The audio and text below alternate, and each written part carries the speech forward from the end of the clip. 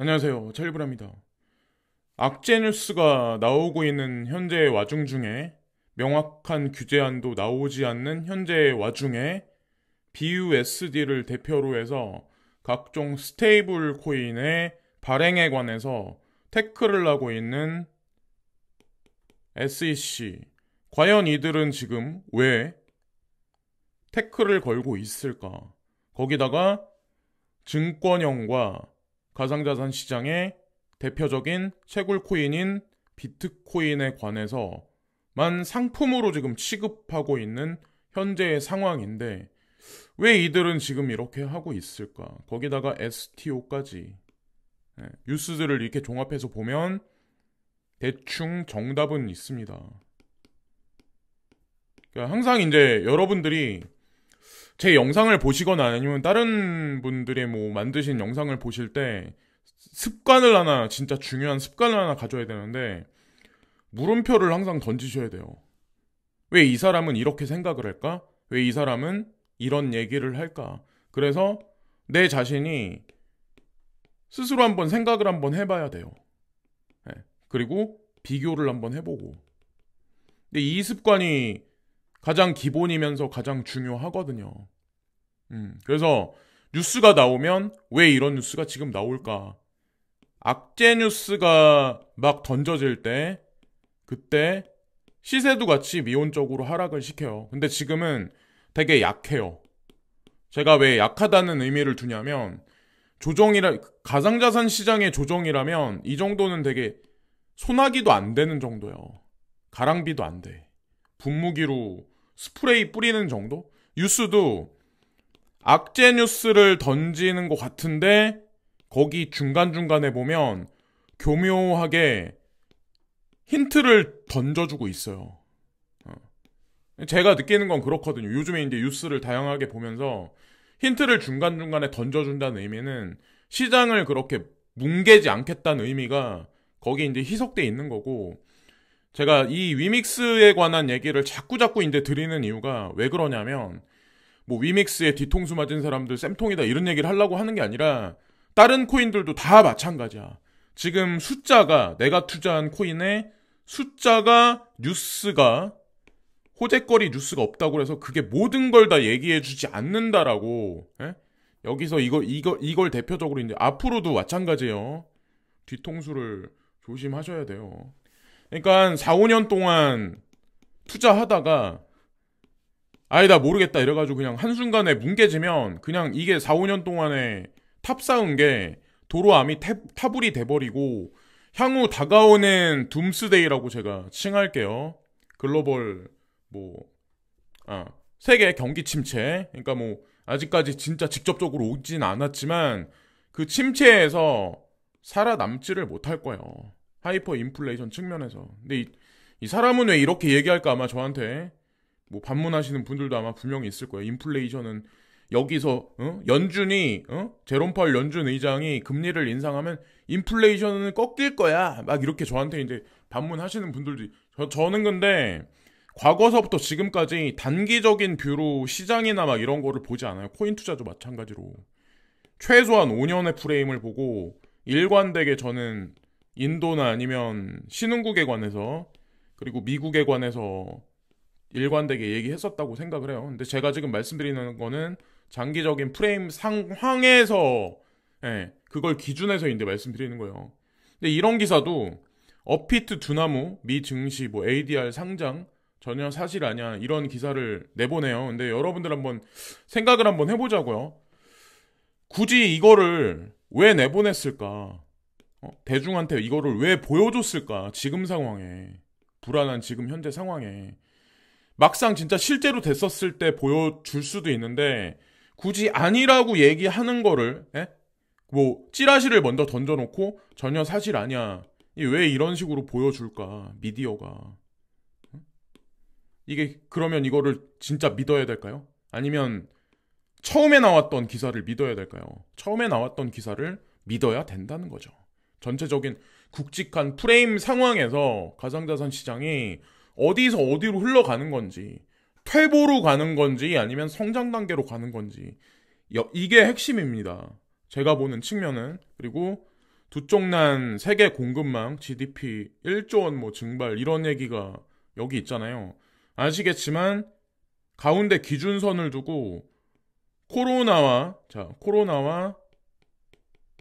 우크라이나 분쟁, 자 아직까지 이제 뭐 이게 봉합이 안 돼 있는 현재 상황이지만 여기 중국과 러시아를 필두로 한 브릭스 국가, 브릭스와 오페크, 자 이렇게 한 덩어리, 그리고 미국을 필두로 한 G7 선진국, 자 공급망이 이렇게 갈려졌어요. 지금 현재 상황에서 여기에서 유리한 쪽은 중국과 러시아, 인도, 브릭스, 오페크입니다.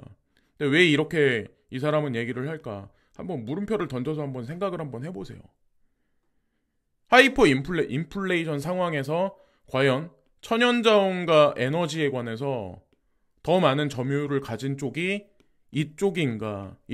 저한테 아마 그럴 사람도 아마 분명히 있을 거예요. 미국이 셰일가스가 있잖아. 저한테 아마 짧은 지식으로 아마 그렇게 말씀하실 분 있겠지만 2018년 이래로 셰일가스는 이거를 채굴하는데 1년에 25%씩 코스트가 상승합니다. 채굴 코스트가. 예. 그러니까 거의 붕괴됐다고 보시면 돼요. 미국의 셰일가스에 관한 어떤 그 기반 산업은. 그럼 이 와중에 과연 어떻게 될까? 예. 요런 거의 정답은 나와 있어요. 제가 왜 2018년부터 동일한 얘기를 했는지. 그리고 이렇게 되면 여기서 이제 달러 공급망은 축소되고 미국은 내수 시장으로 가고 중국과 인도, 브릭스, 오페크 이들이 달러를 배제한 상황에서 스위프트 2.0을 구현을 한다. 그리고 스위프트 2.0의 구현과 가상자산 시장은 그 라인을 타고 확장을 한다. 요게 기본 가락입니다. 제가 보는. 그래서 두쪽난 세계 공급망 GDP 1조 원 뭐 증발했다. 뭐 여기 뭐 이런저런 얘기들이 있는데 어쨌건 요걸 핵심으로 해서 보시면 어떨까. 그리고 코인데스크에 이제 뭐 그쵸, STO 같다 그러더니 비트코인만 상품이고 지금까지 나와 있는 거는 규제안이 나오기 전에 STO 뭐 증권형도 태클 걸고 거기다가 뭐 지금 보면 BUSD 거기다가 태클 걸고 하다못해 서클사의 USDC도 태클을 걸고 USDT는 뭐 옛날서부터 뭐 이거 망한다 사람들이 그랬으니까. 근데 이 와중에 코인데스크에 자 여기 NFT도 증권일 수 있다라는 얘기. 그러니까 지금 나와 있는 거는 되게 비상식적인 게 뭐냐면 SEC에서 BTC만 상품이고, 자 가상자산 시장에 이렇게 딱 봤을 때 비트코인만 상품이고 나머지는 전부 다 그냥 증권이야. 이 진짜 이거 대중을 개 돼지 취급하는 거거든요. 이 뉴스를 보면서 그런 생각을 하게 되거든요. 그러니까 한마디로 뭐냐면 이미 정답은 알려줬는데 이 택시기사가 내비게이션을 보면서 내비게이션이 좀 이상한데요. 이쪽으로 갔다가 이쪽으로 가요. 그러니까 이 택시를 탄 승객 같은 경우는 목표점이 있어도 이 택시기사가 자꾸 이렇게 뺑뺑 돌면서 코스트만 올라가니까 못 견디는 거죠. 이 택시에서 내리는 사람도 있을 거고 목적지까지 조금 더 돈이 들더라도 기다리는 사람이 아마 있을 거예요. 그래서 어쨌건 게리 겐슬러는 내비게이션에 오르라고 얘기를 하면서 계속 택시를 삥삥삥삥 돌고 있는 거예요. 정해진 기간까지. 비유적인 표현으로 하면 약간 그런 측면으로 말씀드리고 싶고, 보이죠? 바이낸스 US의 판매 계획 뭐 잘 진행되고 있어. 변호인이 지금 이런 얘기를 지금 채권단의 97%가 압도적으로 찬성한다. 뭐 이 얘기 이건 뭐 3월 4일인가 3월 7일인가? 어쨌건 시간이 좀 걸리긴 하겠지만 어쨌건 긍정적으로 회복의 단계로 계속 나아가고 있는 현재 상황이고, 어쨌건 이렇습니다. 보이저 3 어로우 캐피탈. 보이저가 해결되면 이거랑 연결된 게 3 어로우 캐피탈이고, 셀시우스는 독자적이긴 하지만 뭐 제가 알기로 파산 계획안 회복에 관해서 뭐 챕터 뭐 11장인가 그것에 의해서 회복되고 있는 현재 와중이고, 루나 UST, 테라 루나에 관한 거는 가장 마지막에 아마 얘기가 긍정적이게 나오지 않을까 개인적으로 이제 생각을 합니다. 어쨌건 서서히 역순으로 이제 가는 거죠. 역순으로. 얘부터 터지긴 했지만 얘부터 터지고 보이저 이후에 FTX가 됐지만 역순으로 가는 거예요. 역순으로. 예. 이 사람들 시나리오가 제가 보기에는 로드맵이 그렇게 돼 있다고 생각하고, 저기 보세요. 이스라엘 중앙은행 100% 준비금 요건을 포함하는 스테이블 코인 규칙 제한, 규제안이 나오는 거죠. 여기도 우회적으로 보여주고 있는 거예요. 100% 준비금 증명이 된 스테이블 코인은 규제를 받았기 때문에 인정해준다, 이 얘기를 하는 거죠 지금. 그러면 BUSD가 됐건 USDT가 됐건 USDC가 됐건 향후에 명확한 뭐 준비금 증명에 관한 요건이 나오면서 지금의 부정적인 뉴스들이 희석될 가능성이 높아요. 단기적으로 대중을 우롱한 이후에. 네.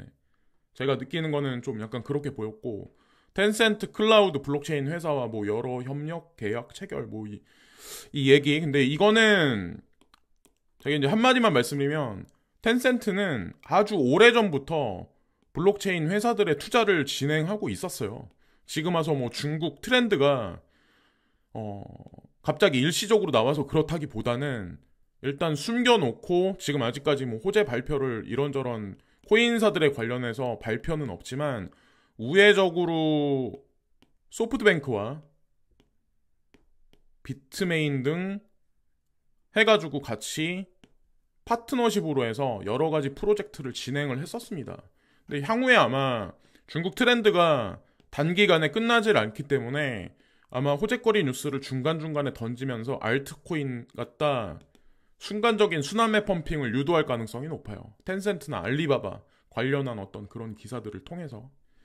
그리고 여기 저스틴 선, 이번에 이제 홍콩이 뭐 가상자산 시장의 뭐 제도권 수용에 관한 얘기를 이제 점진적으로 지금 미디어를 통해서 우리한테 지금 던져주고 있는데, 제가 이제 뭘 말씀드리려고 하면, 이 저스틴 선이란 인물을 되게 허접하게 보시는 분들도 있어요. 근데 절대 허접한 인물이 아니에요. 이 사람을 밀어주는 세력이 있어요. 네, 그거는 중국에 국한된 게 아니면 미국에 국한된 게 아닙니다.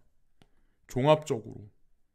그래서 작년 연말에 저스틴 선이 2023년은 중국이 주도해서 가상자산 시장에 상승장이 도래할 거야라는 얘기를 넌지시 우회적으로 했죠. 그러면서 이제 후오비 거래소 지분을 점진적으로 인수를 하면서 대표로 등극을 했었죠. 되게 아이러니한 거는 폴로니엑스라는 미국의 대표적인 라스베가스에 있는, 그러니까 초기 투자자들은 아마 아실 거예요. 2015년에서 16년 투자자들. 그러니까 지금 막 바이낸스나 쿠코인이라든가 몇몇 개 막 거래소들이 막 이렇게 난립해서 지금 막 거래소가 많이 생겼는데, 초기에는 폴로니엑스라는 거래소가 거의 주도권을 잡고 있었어요. 세계에서는. 근데 이것도 서클사가 중간에 이제 관여가 돼 있었는데 중간에 저스틴 선한테 넘겼죠. 근데 이것도 우연이 아니라는 생각을 하거든요. 어쨌건 뭐 트론하고 BTT 투자하고 계신 분들 같은 경우는 끝까지 한번 지켜보시고, 여기 머스크 한국의 기가팩토리 세우려다 노조 때문에 포기했다는 이야기, 여기다가 왜 노조를 껴다 붙이는지. 은근히 노조 때문에 안 돼. 그러니까 권력자들은 본인들한테 으쌰으쌰 하는 거를 별로 좋아하지 않죠. 거기다 근데 명분을 붙이는 거죠. 너네 때문에, 노조 때문에 기가팩토리 공장이 한국에 진출 못해. 근데 그게 아닐 수도 있거든요. 사실 이 협상이 무마된다고 하더라도. 왜 그러냐면, 여기 보면은 기가팩토리 공장 부지를 물색 중이다. 근데 멕시코와 인도. 멕시코는 북미 지역을 점유를 하고 지속적인 생산을 해서 코스가 낮은 단계에서 미국으로, 북미 쪽에, 캐나다나 미국 쪽에 지속적으로 물량을 공세를 하려면 멕시코가 가장 안정적이거든요. GDP, GNP도 오히려 미국 내수보다는 낮고, 그런 측면에서 멕시코가 유력되고, 인도 같은 경우는 향후에 자국 내에서 내수만 보더라도 GDP, GNP가, 그러니까 쭉 성장할 확률이 높기 때문에 여기다가 공장을 설립하는 게 오히려 한국에 설립하는 것보다 훨씬 경쟁력이 크죠. 예, 장기적인 미래 큰 그림을 봤을 때 여러분들이 앨런 머스크라면 한국에 세우시는 게 나을까요? 중국에 세우는 게 나을까요? 자, 중국엔 이미 있어요. 그럼 한국에 굳이 세울 필요가 없다라고 이제 전 개인적으로 생각을 합니다. 그렇다고 인구가 막 팍팍팍팍 늘어나는 상황도 아닌데 인도는 우리나라보다 임금이 훨씬 싸잖아요. 차라리 인도나 이거 여기는 멕시코는 북미를 위한 거고 인도에다 세워서 유럽에 수출을 하고 자, 뭐 물론 독일에 공장이 있긴 하지만 유럽에 수출을 하고 차라리 뭐 한국에 수출을 하고 동아시아에 수출하고 뭐 이런 게 낫지 않을까요? 앨런 머스크의 뭐 나름의 생각이 있긴 하겠지만 그리고 아기 울음소리 들리지 않는 나라는 미래가 없다. 저출산 문제 해법은 제가 과거에 지속적으로 이런 언급을 계속 했던 것 같아요. 저출산 문제 뭐 지진이라든가 이런 거에 관해서 지속적으로 얘기를 했는데 지금 와서 이런 얘기를 정부는 계속 이거를 환기를 시키네요. 여기서 뭐 아기를 낳는다. 그래서 뭐 한 달에 뭐 30만 원을 준다. 뭐 100만 원을 준다. 이게 의미가 있을까요? 이런다고 해서 아기 안 낳을 사람들이 아기를 갑자기 낳을까요? 그러니까 근본적인 구조적인 문제가 해결되지 않는 상황에서 일시적인 언발의 오줌 누기식 정책은 의미가 없을 확률이 상당히 높다는 거죠. 얼마 전인가? 그때까지만 해도 출산율이 0.81이었거든요. 근데 지금 보니까 오늘 나온 뉴스 보니까 0.78인가로 떨어졌어요. 그러니까 일본보다 출산율이 더 급격하게 떨어져. 이거는 자국 내 내수 시장이나 전체적인 구조적인 문제를 반드시 불러옵니다. 특히나 여러분들이 전업을 집중하고 있는 자영업 시장에 바로 즉각적으로 아마 한 해 한 해 흘러가면서 그래서 이 얘기를 보고 뭐 이민이 뭐 이민 정책을 피면 그게 해법이 될 거야라고 얘기를 하는데 이게 문제가 뭐냐면 프랑스 연금 개혁 반대 5차 하루 파업 시작. 그래서 아마 말이 많은 걸로 아마 여러분들 아실 거예요. 여기 제가 얘기 들어보니까 28%예요. 본인이 받는 임금의 28%인가 하는 거를 이 연금에 내야 돼요. 물론 받는 돈도 적지 않아요. 나중에 향후에 노후에 받는 돈도 적지 않지만 이 시간을 계속 지연시키고 있다는 거죠. 프랑스 정부도. 왜냐하면 이미 바닥이 보이거든. 이 연금의 이 복지 정책에 관해서. 근데 이런 상황인데 이민 정책을 한다?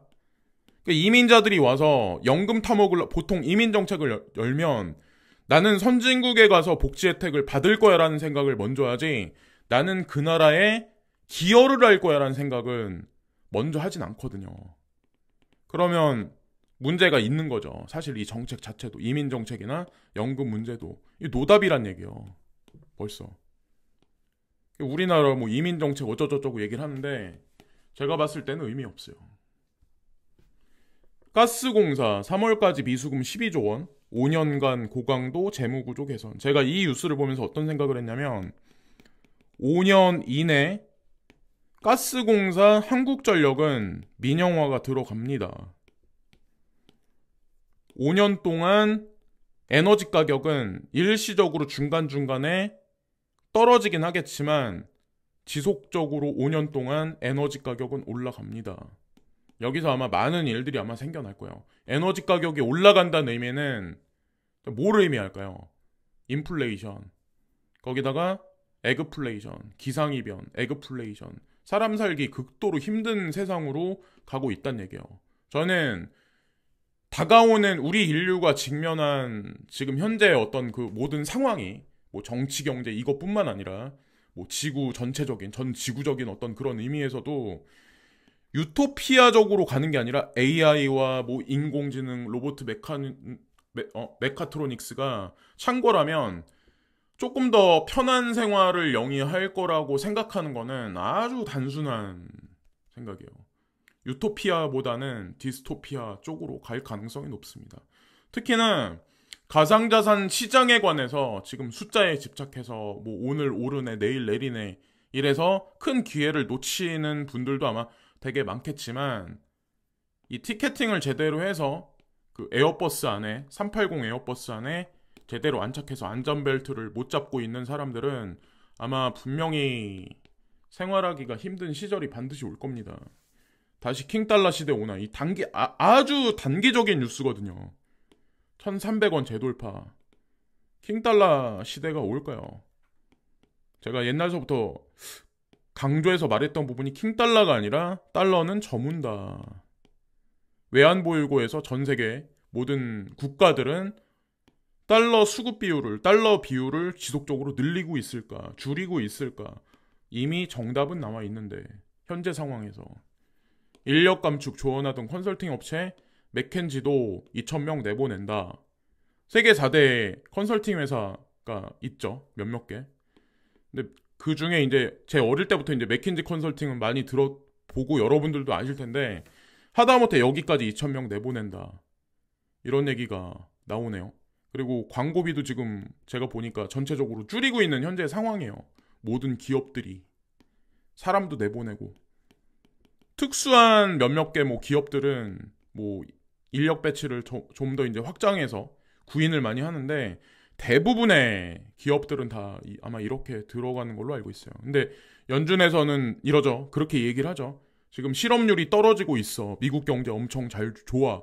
라는 얘기를 하지만 사실상 그거를 속속들이 파헤쳐서 뒤집어 까보면 어떤 게 있냐면, 이 실업률이 파트타이머가 여기저기 갔으면 이 사람이 고용된 게 한 번 체크되고, 두 번 체크되고, 세 번 체크돼.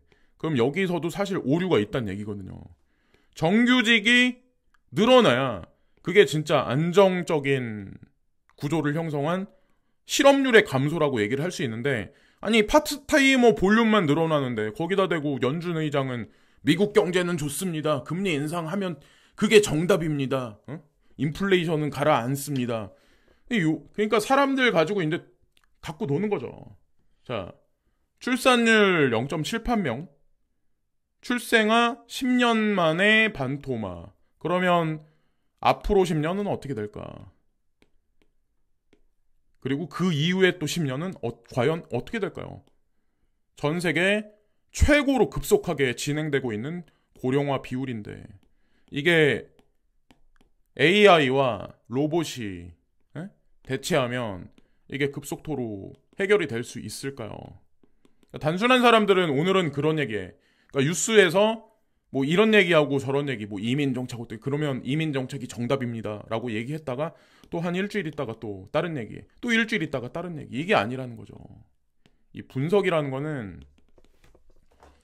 자, 하여튼 이렇게 가고 있고, 이거는 직장인 10명 중 뭐 8명은 직업 바꾸고 싶다. 선호 직업 1위는 나왔는데, 여기 보면은 뭐 개발자, 그리고 유튜버, 뭐 의사는 뭐 옛날서부터 그랬는데, 여기 생뚱맞게 유튜버가 여기 들어가 있는데, 제가 이제 솔직히 말씀드리면 유튜버 시장에 들어오는 분들이 되게 많아요. 이 코인도 마찬가지예요. 코인도 뭐 제 유튜브 영상을 보고 힌트를 얻어서 본인이 이제 유튜브 영상을 만들고 뭐 이런 분들도 있고. 근데 제가 이제 말씀드리고 싶은 게 뭐냐면, 여러분들 한번 가만히 관찰을 한번 해보세요. 그분들이 하루에 영상을 1개 올리던 사람이, 아니면 2개 올리던 사람이 3개나 4개를 올려요. 왜 이럴까? 3개나 4개를 올리는 이유가 있어요. 그분들이 예전보다 영상을 개수를 더 많이 올리는 거에, 그게 과연 효율이 있나? 효율이 없는 거를 알면서도 이렇게 할 수밖에 없는 이유가 있어요. 시간이 흘러가면서 구글도 광고비를 예전보다 많이 못 받아요, 지금. 왜냐면 틱톡한테 뺏겼으니까. 이 시장 자체, 이 영상 스트리밍 쪽에서도 마찬가지로. 근데 그런 측면에서 하나 올리고 2개 올리고 3개 올리고 4개 올리고 5개 6개 올리고 이렇게 돼도 수익은 줄어들 텐데, 지속적으로. 어쨌건 지금 현재 큰 그림상에서 유튜버도 그냥 뭐 그런 게 아닌가. 또 다른 어떤 뭐 그런 거를 찾아서 뭐 자기의 뭐 어떤 그렇게 해야 되는 그런 것도 사실상 있어요, 지금 보면은. 그리고 카피가 난무하고 있고, 현재 거기다가 챗 GPT 활용 능력이 늘어나면 콘텐츠에 관한 것도 아마 지금보다 범상용화되고 더 확장되긴 하지만 질적으로 떨어질 확률도 높아요, 사실은. 자, 여기까지 말씀드리면서 오늘 방송을 마치겠습니다. 그래서 오늘 뭐 코인에 국한된 얘기보다 전반적인 세계 경제에 관해서 아니면 뭐 우리 살아가는 거에 관해서 이제 말씀을 드린 것 같은데, 물음표를 하나하나 던져보시면서 내 자신이 생각하는 힘을 키우시는 게 사실상 4차 산업혁명에서는 살아남는 유일한 길이라고 저는 생각을 하거든요. 내 자신이 스스로 판단할 수 있는 능력과 그 능력을 기반으로 해서 앞일을 예상할 수 있는 그런 능력들. 예. 사실 그게 더 인공지능이 창고라면 그게 더 중요하거든요. 왜냐하면 그들이 할 수 있는 한계가 분명히 있거든요. 자, 여기까지 말씀드리면서 오늘 방송을 마치겠습니다. 오늘도 시청해주신 많은 분들께 깊이 감사를 드리고요. 예, 항상 진심으로 감사드려요. 오늘도 좋은 하루 되세요.